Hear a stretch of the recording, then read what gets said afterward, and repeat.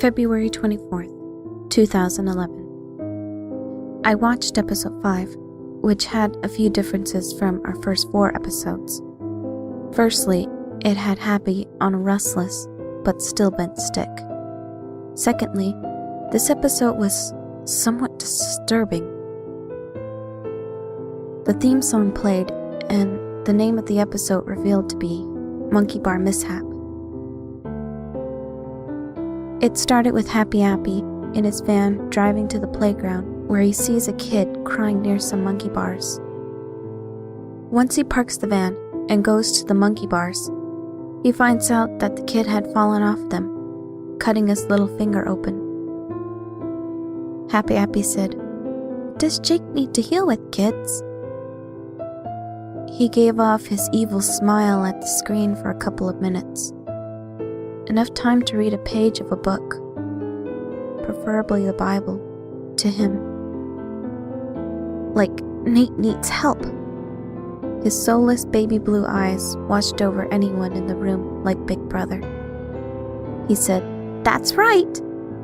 And Appy puts a bandage on Jake's finger.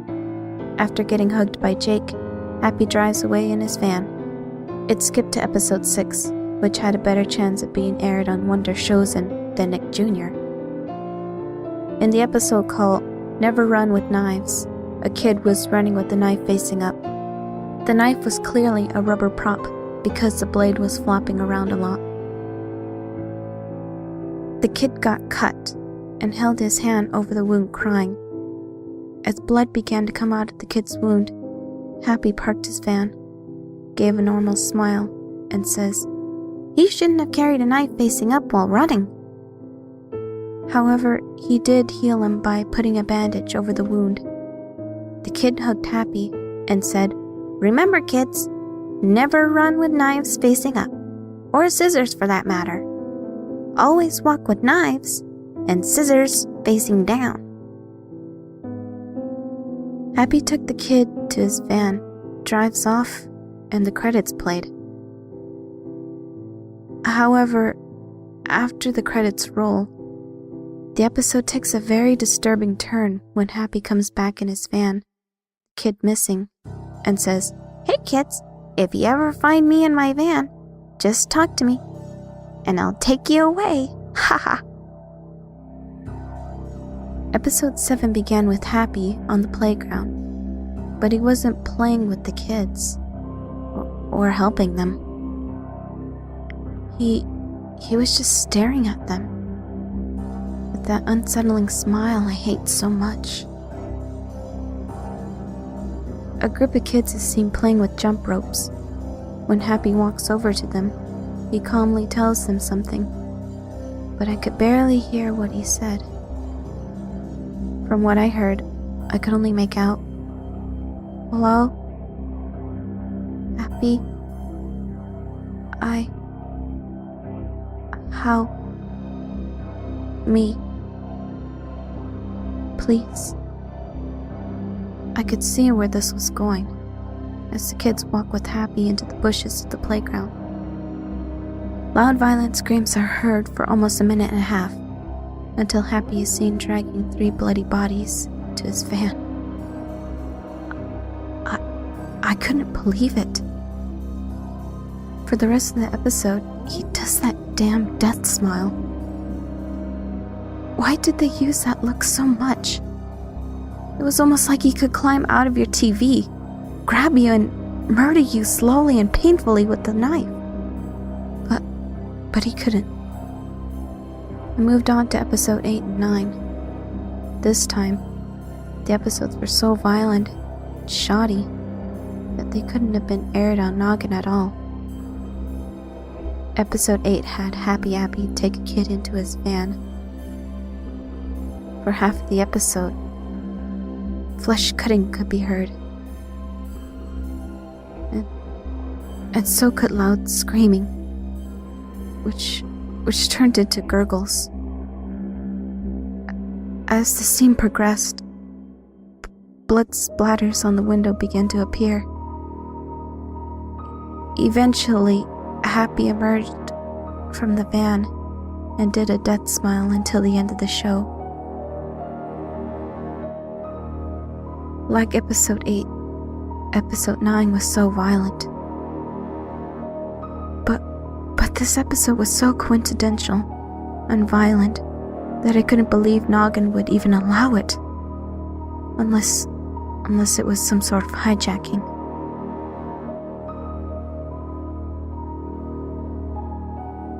It starts out with Appy walking around the playground when two kids ask him what the cycle of life is so that they could complete their homework.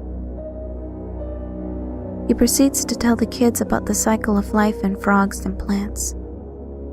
The kid said, "Thanks, Appy. Could you play with us for a bit?"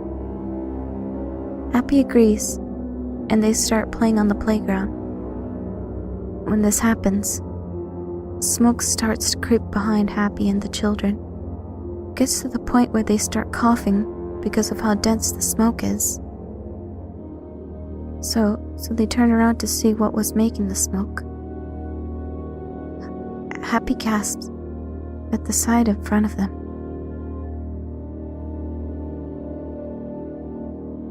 Two towers were on fire and were burning up.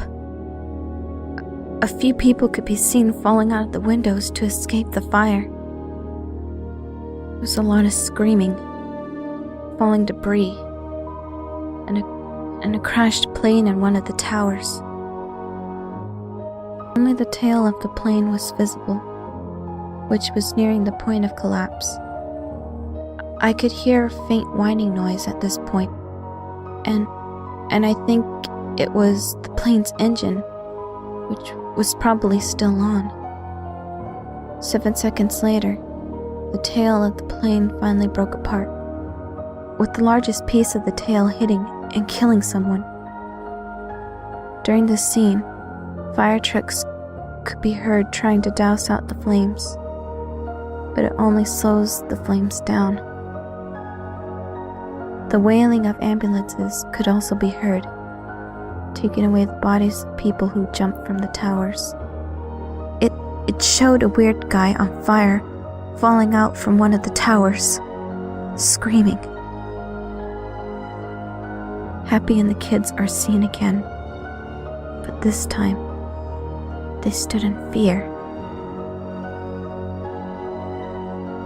The smoke kept getting thicker and thicker, slowly obscuring the trees and equipment of the playground. The debris from the towers fell around the kids and Appy, and a person ran up and told them to run away from the towers before running off. When the older kid worriedly said, Appy, why are the towers on fire?" It cuts up to a higher up floor that was near where the plane crashed, which revealed a kid that was crushed under the huge piece of concrete, crying for help.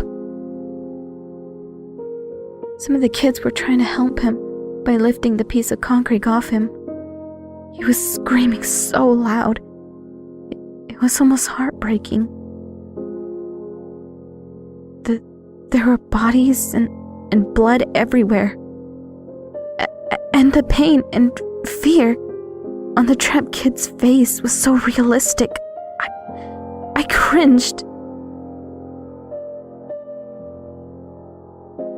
After the shot with the kid trapped under the concrete, the younger kid turns to the side to say, Appy, why are people running and falling from the towers?" Appy turns to the camera, dead smile on his face, and very coldly said 3 words. Those 3 words will haunt me as long as I research this show. "That's natural, children." He took the kids away from the towers, leaving the kids stuck under the concrete screaming for help. When the credits rolled, the audio of the scene kept playing, and at the end, before the video cuts out, something collapsed, making a very loud noise that could scare anyone watching. I jumped out of my seat. Was Happy a Deathbringer in the form of an apple? Or was he a master predictor? If that episode somehow predicted 9/11, I have to watch episodes 10 and 11 to see if there's anything else predicted. I might not see any predictions. Though, honestly, I hope not. Oh, and if you want to know what happens when someone calls the tsunami aid phone number, tomorrow, I'm going to go and call it.